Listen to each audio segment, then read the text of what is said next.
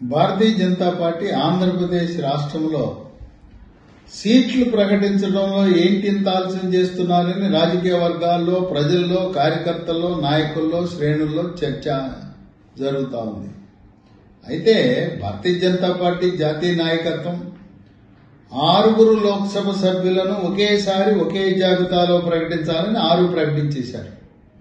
అలాగే 10 మంది అసెంబ్లీ అభ్యర్థులను ఒకేసారి 10 మంది జాబితా ప్రకటించాలనే లక్ష్యంతో 1-2 సీట్లలో అభ్యర్థుల గురించి చర్చ జరుగుతున్న దృష్ట్యా ఆలస్యమైంది. 25 మార్చి రాత్రికి గాని 26వ తారీఖున గాని జాబితా విడుదల కాబోతా ఉంది. ఇప్పటికే కొన్ని మీడియా సంస్థలు సోషల్ మీడియాలో ప్రచారం విస్తృతంగా జరిగింది, ఎవరెవరికి సీట్లు వస్తాయి అని. 10 సీట్లలో ఎచ్చర్ల మత్స్యకార సామాజిక వర్గానికి, పల్లికార సామాజిక వర్గానికి, అగ్నికుల క్షత్రియ సామాజిక వర్గానికి, బీసీ సామాజిక వర్గానికి చెందిన నడికుదుటి ఈశ్వరరావు. 2 పాడేరు ఎస్టీ, దీనిపై చర్చ జరుగుతూ ఉంది. 3 విశాఖ నార్త్, విశాఖ ఉత్తరంలో విష్ణు కుమార్ రాజు గతంలో 2014 నుంచి 19 వరకు బీజేపీ పార్టీ తరఫున శాసనసభాపక్ష నేతగా కూడా పనిచేశారు.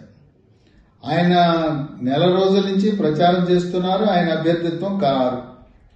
4 అనపర్తి, ఈ అనపర్తి అభ్యర్థిత్వం గురించి కూడా తుది మెరుగులు దిద్దుతున్నారు. 5 కైకలూరు డాక్టర్ కామినేని శ్రీనివాస్ 2014 నుంచి 18 వరకు వైద్య ఆరోగ్య శాఖ మంత్రిగా పనిచేశారు.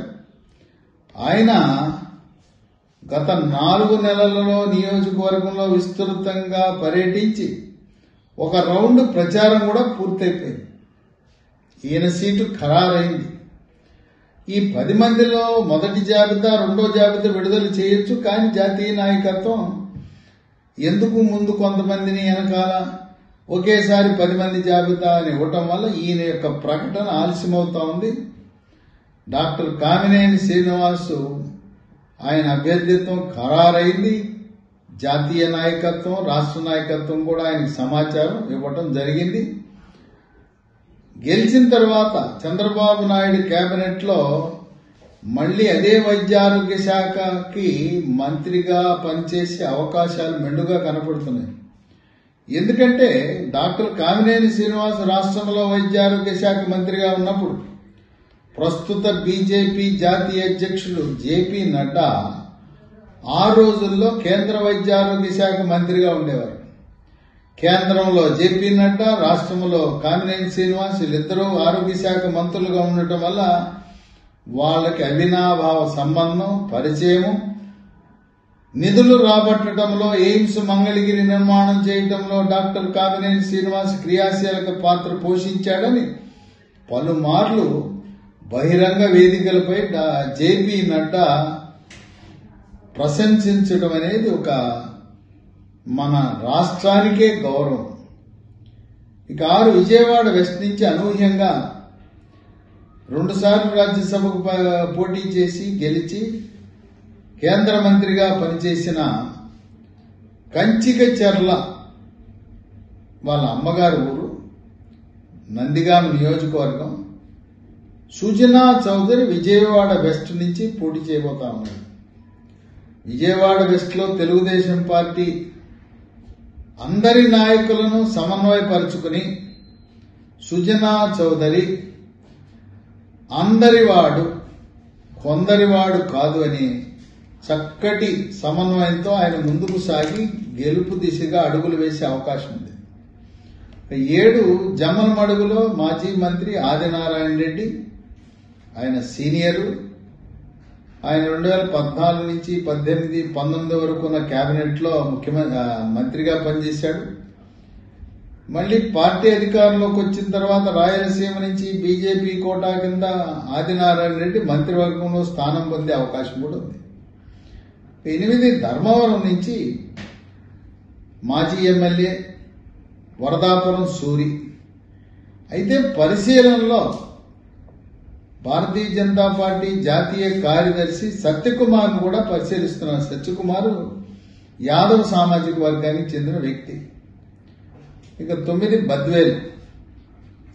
బద్వేల్లో సురేష్ పోటీ చేస్తారని ఊహించిన ప్రముఖ తెలుగుదేశం నాయకుడు రోషన్ పార్టీ మారి రోషన్ ఎస్సీ కోటా కింద బద్వేల్లో పోటీ చేసే అవకాశాలు కనపడుతున్నాయి.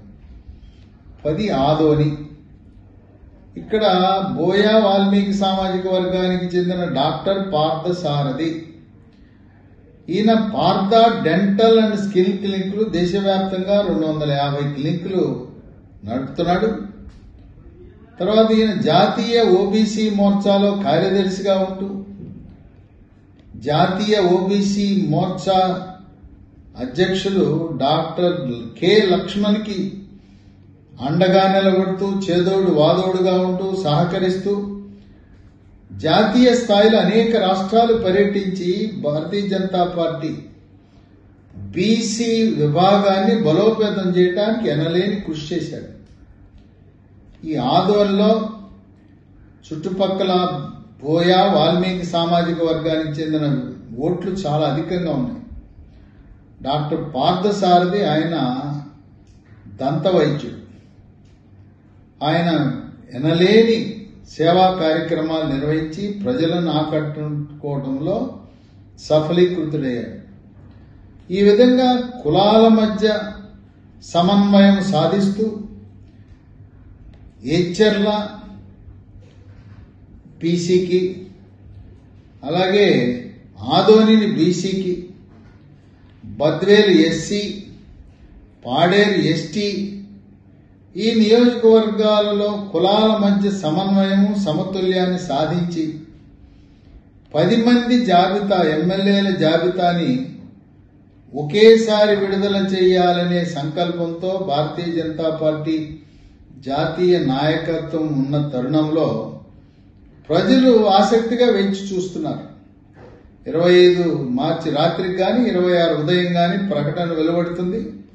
ఇప్పటికే ఖరారైన అభ్యర్థులు విశాఖ నార్త్ నుంచి విష్ణుకుమార్ రాజు, కైకలూరు డాక్టర్ కామినేని శ్రీనివాసు, జమ్మలమడుగు ఆదినారాయణ రెడ్డి, ఆదోని డాక్టర్ పార్థసారథి. కొద్దిగా నేను చెప్పిన పేర్లలో స్వల్ప మార్పులు చేర్పులు జరిగే అవకాశం ఉంది. ఆఖరి నిమిషంలో కొన్ని స్వల్ప మార్పులు జరిగే అవకాశం ఉంది. ఏదేమైనా భారతీయ జనతా పార్టీ 6 లోక్సభ సీట్లలో 10 అసెంబ్లీ సీట్లలో పోటీ చేసి కూటమి తరపున 175 అసెంబ్లీ సీట్లలో, ఎన్డీఏ కూటమి 160 అసెంబ్లీ స్థానాలు, బీజేపీ కేటాయించిన 6 లోక్సభ సీట్లు విజయం సాధించి మొత్తానికి టోటల్ గా 25 లోక్సభ సీట్లను కైవసం చేసే దిశగా ప్రధానమంత్రి మోదీ నాయకత్వంలో ఎన్డీఏ కూటమి భారతీయ జనతా పార్టీ 370 సీట్లు గెలవాలి, ఎన్డీఏ కూటమి 400 సీట్లు గెలవాలనే కృతనిశ్చయంతో సాగుతున్న తరుణంలో ఆంధ్రప్రదేశ్ రాష్ట్రం ఒక రికార్డు సృష్టించి 25 లోక్సభ సీట్లకు 25 గెలిచే దిశగా అడుగులు పడుతున్నాయంటే ఆశ్చర్యం లేదు. అందరూ వేచి చూస్తున్న 10 మంది బీజేపీ శాసనసభ్యుల జాబితా కొద్ది గంటలలో విడుదల కాబోతున్నది.